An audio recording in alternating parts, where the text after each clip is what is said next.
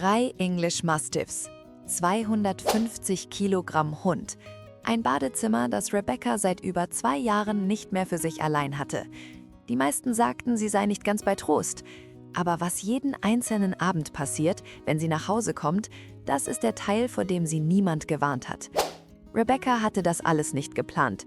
Sie hatte sich nicht eines Nachmittags hingesetzt und gedacht, ich weiß genau, was mein Leben besser machen würde. 3 Hunde, jeder so groß wie ein kleines Sofa. Es begann mit einem, dann wurden es 2 und dann, sie weiß selbst nicht ganz genau wie, wurden es 3. 3 English Mastiffs. 3 Hunde, die zusammen mehr wiegen als ein Bundesliga-Profi, ein Golden Retriever und Rebecca selbst zusammen. Ihr Badezimmer gehört ihr seit 2 Jahren nicht mehr wirklich. Ihr Sofa ist nur noch eine schöne Erinnerung. Und ehrlich gesagt, sie will beides schon lange nicht mehr zurück. Bruno war der Erste. Rebecca adoptierte ihn mit 8 Wochen. Ein zerknittertes, fahlgelbes Welpengesicht, das in beide Handflächen passte. Sie hatte sich vorbereitet. Sie kannte die Größe eines Mastiffs. Sie hatte YouTube-Videos geschaut, Foren gelesen, ihr Wohnzimmer 2-mal ausgemessen. Sie sagte sich, sie sei bereit. Sie war es nicht. Mit 6 Monaten hatte Bruno die linke Sofaseite für sich beansprucht. Mit 8 Monaten auch die rechte. Rebecca fing an, auf dem Boden zu sitzen. Nicht, weil sie musste, sondern weil es irgendwie unhöflich wirkte, mit einem Hund von über 70 Kilogramm zu streiten, der sie mit so tiefer Überzeugung anschaute, als gehöre das Sofa seit jeher ihm. Manche Kämpfe lohnen sich einfach nicht. Bruno wusste das früher als Rebecca. Aber Bruno hatte ein Problem. Er war einsam. Rebecca bemerkte es langsam. Die Art, wie er nach ihrer Arbeit 1 Stunde lang an der Haustür saß, wie er aufhörte zu fressen, wenn sie nach 7 Uhr abends noch nicht zurück war. Die Nachbarin erwähnte es einmal, vorsichtig, dass Bruno geweint habe. Nicht gebellt, geweint. Ein leises, klagendes Geräusch, das durch die Wände drang und sich in der Stille des leeren Flurs festsetzte. An einem Samstag im Oktober fuhr Rebecca zum Züchter.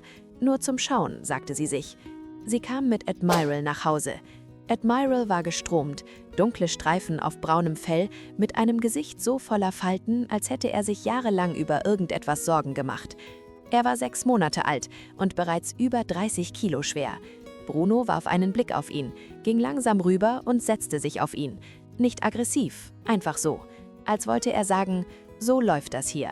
Admiral rührte sich nicht, er akzeptierte es einfach. Rebecca stand in der Tür, schaute auf 2 Hunde, die ihren gesamten Wohnzimmerboden belegten und dachte, das ist okay so. Es war nicht okay, es war wunderbar, aber das ist nicht dasselbe. Ich seh's, du hast noch nicht abonniert. Das tut ehrlich weh. Drück auf Abonnieren, du willst wissen, wie das hier weitergeht. Innerhalb von 3 Wochen hatten Admiral und Bruno eine Routine etabliert, bei der Rebeccas Vorlieben keinerlei Rolle spielten. Der Morgen begann um 5:47 Uhr, wenn Bruno eine riesige Pfote auf ihre Brust legte. Nicht sanft, mit der vollen Überzeugung eines Hundes, der das für einen völlig normalen Wecker hält. Admirals Beitrag war es, sein gesamtes Gesicht gegen ihres zu drücken, bis sie die Augen aufmachte. Zusammen wogen sie über 150 Kilo. Aufstehen war keine Option. Was die meisten Menschen nicht wissen, English Mastiffs wurden ursprünglich im alten Britannien als Kriegshunde eingesetzt, von keltischen Stämmen gegen römische Soldaten. Julius Caesar selbst schrieb über sie. Diese Hunde galten als so furchteinflößend, dass sie nach Rom gebracht wurden, um im Kolosseum zu kämpfen.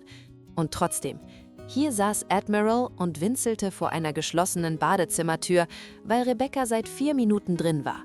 Die Lücke zwischen Geschichte und Wirklichkeit ist manchmal sehr groß. Die Badezimmersituation wurde zu einem eigenen Problemfeld.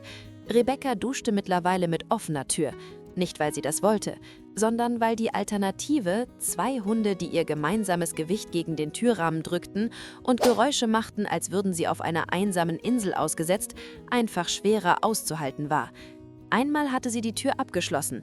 Admiral saß davor und weinte 11 Minuten lang. Bruno legte sich einfach in den Flur und starrte reglos auf den Türspalt. Als sie herauskam, empfingen beide sie, als wäre sie von einer langen Reise zurückgekehrt. Schwänze wie Pendel, Pfoten auf ihren Schultern. Bruno lehnte mit seinen 70 Kilo an ihrer linken Seite, Admiral drückte sich an ihre rechte. Sie war ungefähr 45 Sekunden trocken, bevor sie komplett im Mastiff verschwand. Können Hunde spüren, wenn es uns nicht gut geht? Forschungen legen das tatsächlich nahe. Studien zeigen, dass Hunde auf menschliche Emotionen mit denselben Hirnbereichen reagieren, die auch ihre eigenen Gefühle verarbeiten. Sie beobachten unsere Traurigkeit nicht nur, sie fühlen so etwas wie sie selbst. Rebecca wusste das damals nicht, aber sie spürte es in der Art, wie die beiden jeden Abend für sie da waren. Sie hatte ein schwieriges Jahr hinter sich, eine Beziehung, die schlecht geendet hatte, ein Jobwechsel, der nicht so lief, wie erhofft. Sie hatte Bruno mitten in all dem adoptiert, teils für Gesellschaft, vor allem, weil sie etwas brauchte, das sie auch brauchte. Dann kam Admiral und irgendetwas im Haus veränderte sich. Die Stille, die sich früher schwer angefühlt hatte, wurde leichter. Dann kam Nala. Nala kam so, wie die meisten Dinge in Rebecca's Leben zu diesem Zeitpunkt kamen. Nicht ganz geplant, aber auch nicht ganz überraschend. Eine Bekannte einer Bekannten hatte einen Wurf. Ein Welpe war noch frei. Rebecca sagte sich, sie wolle nur kurz schauen. Sie schaffte es genau 6 Minuten, bevor sie anrief und sagte, sie nehme sie. Nala war die leichteste der 3, noch im Wachsen damals. Heute knapp 70 Kilo, mit dem Gesicht von jemandem, der gerade an etwas Wichtigem gedacht hat, aber nicht mehr weiß was.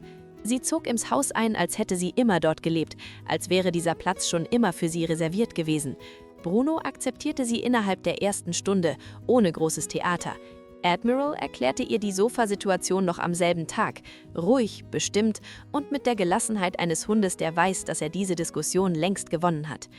Rebecca stand an jenem ersten Abend in ihrem Wohnzimmer, 3 Mastiffs auf jeder freien Fläche verteilt und überschlug grob, Gesamtgewicht irgendwo zwischen 250 und 260 Kilo, belegte Fläche ungefähr ihr gesamtes Erdgeschoss. Begeisterung für ihre Anwesenheit absolut und bedingungslos. Und irgendwie, das war das Verrückteste daran, fühlte es sich genau richtig an.